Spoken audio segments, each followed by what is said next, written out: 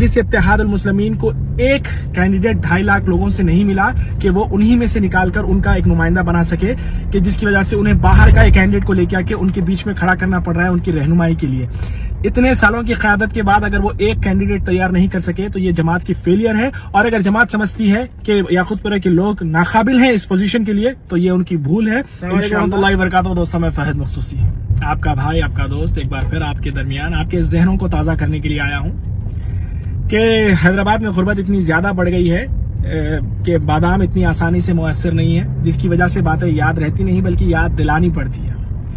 जी हाँ, बिलखुसूस याकूतपुरा की आवाम से यह कहना चाहूंगा कि जज्बाती तकारीर से नहीं बल्कि जज्बाती अमल से मुतासिर होइएगा कि किस कदर अमजदुल्ला खान पिछले 5 साल से आपके दरमियान लगातार मौजूद हैं, आपके मसले मसाइल सुनते हैं, चाहे वो लॉकडाउन का मौका हो, चाहे वो कोरोना वायरस का मौका हो, चाहे वो कोई भी मौका हो। जब भी कोई उनका दरवाजा खटखटाता है तो यकीनन वो आपके दरमियान आपके मसले को हल करने के लिए एड़ी चोटी का जोर लगा देते हैं। ऐसा नहीं कि भाई इलेक्शन का मौका आया और वो आपके दरवाजे खटखटा रहे हैं, बल्कि पिछले 5 साल में ऐसे सैकड़ों लोग उनके दरवाजे को दिन रात खटखटाते रहे और वो बिना किसी सुई की घड़ी के कांटे को देखे हमेशा आवाम की खिदमत के लिए अवेलेबल रहे हैं। तो इन बातों को भूलना नहीं चाहिए, बल्कि याद रखते हुए आने वाले इलेक्शंस में उनका सपोर्ट कीजिए। और एक बात याकूतपुरा की आवाम से मैं कहना चाहूंगा बिलखुसूस कि याकूतपुरा की आवाम इतनी लाकाबिल या तो फिर इतनी नाअहल नहीं है कि मजलिस इत्तेहादुल मुस्लिमीन को एक कैंडिडेट 2.5 लाख लोगों से नहीं मिला कि वो उन्हीं में से निकालकर उनका एक नुमाइंदा बना सके,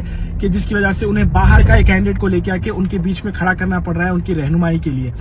इतने सालों की क़यादत के बाद अगर वो एक कैंडिडेट तैयार नहीं कर सके तो ये जमात की फेलियर है। और अगर जमात समझती है कि याकूतपुरा के लोग नाकाबिल हैं इस पोजीशन के लिए तो ये उनकी भूल है।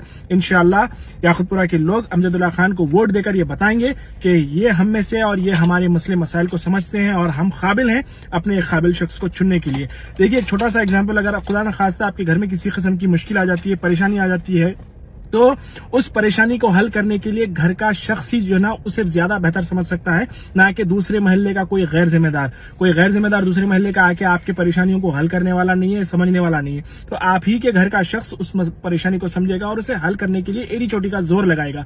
तो अपने में से ही आप खड़े अमजदुल्ला खान को चुनिएगा और उन्हें कामयाब कीजिएगा और इंशाअल्लाह आपके बच्चों के अंधेरों को उजाले की नजर कीजिएगा। Thank you very much. जज़ाकल्लाह खैर। अस्सलाम वालेकुम।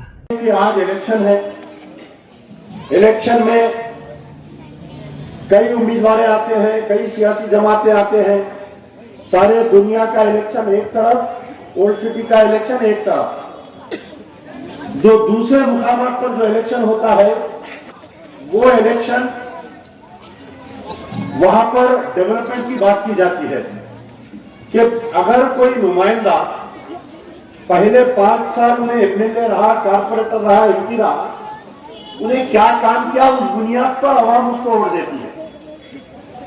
लेकिन हमारे ओल्ड सिटी में इलेक्शन होता, जज्बाती तकरीर, छिछोरेपने की गुफ्तगू।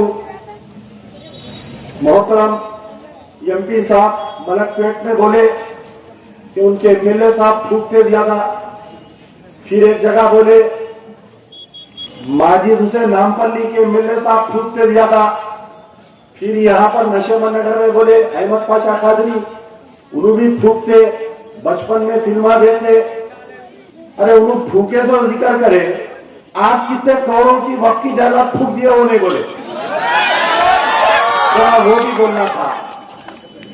तो इंतखाबात में यहां पर अब जो मौजूदा है, सारे लोग बेचैन, अरे एमबीटी का नुमाइंदा ऐलान नहीं हो रहा, अरे एमबीटी का ऐलान नहीं आ रहा।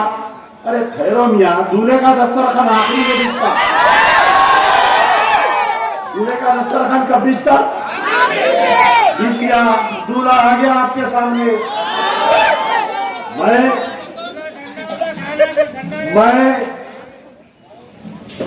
मैं उतना ज्यादा सियासत तकरीर मैं काम क्या आदि हूं। जब गाजी मिल्लत यहाँ के एमएलए हुआ करते थे, कई बुजुर्ग लोग, अभी मैं हाथ मिलाया, ये सारे गलियां गवाह है कि इन गलियों में मैं खान साहब के साथ फिर के अभी इसी गली में आप देखिए 2014 में तेलंगाना बना, तेलंगाना बनने के बाद से हम गुफ्तगू करेंगे। अब मैं जहां पर खड़े कि आपको मुखातिब हो रहा हूं, मैं किस लिए इस इलेक्शन लड़ रहा हूं, ये बात आपके जहन में डालना चाह रहा हूं। आप बतलाइए कि सारों के बच्चे स्कूल में पढ़ते हैं आप लोगों के?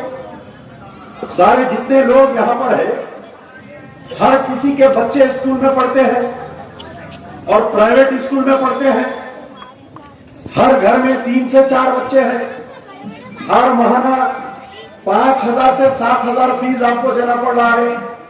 किसी के लड़के लड़कियां अगर बड़े हैं, MBA पढ़ रहे हैं, MCA पढ़ रहे हैं, आप बतलाइए आपका नुमाइंदा जो चीफ मिनिस्टर, जो DRS की तारीफ कर रहा है, कई लोग दिल्ली गए होंगे, आप लोग दिल्ली गए होंगे ना?